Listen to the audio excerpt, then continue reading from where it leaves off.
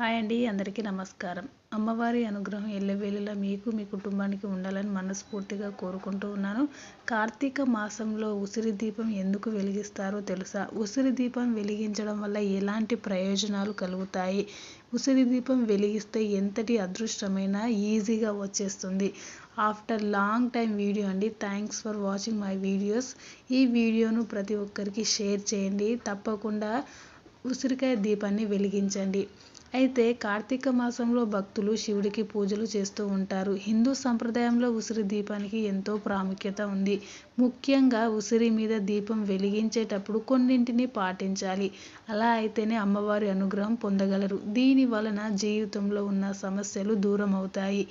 ఈ మాసంలో చేసిన పూజలు 100 రెట్ల ఫలితాలు ఇస్తాయని పండితులు కూడా చెబుతుంటారు.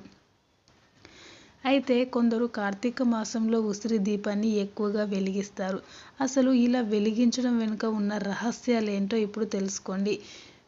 ఉసిరిని లక్ష్మీదేవి స్వరూపంగా చెబుతుంటారు. ఈ చెట్టులో సకల దేవతలు కూడా నివాసం ఉంటాయి.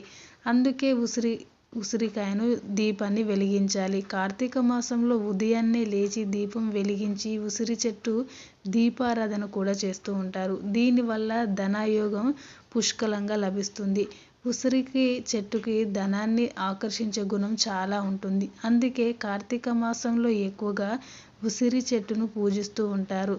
ఇదిలా ఉండగా ఉసిరి మీద దీపం వెలిగించడంతో పాటు ఉసిరి పండ్లను పండితులకు ఇస్తే లక్ష్మీదేవి అనుగ్రహం కలుగుతుంది. అలాగే ఉసిరిని దానం చేయడం వల్ల కూడా చాలా మంచి ఫలితాలు పొందగలరు. మీ యొక్క కోరికలు నెరవేరాలని మనస్ఫూర్తిగా నేను కూడా కోరుకుంటూ ఉన్నాను. Thanks for watching this video.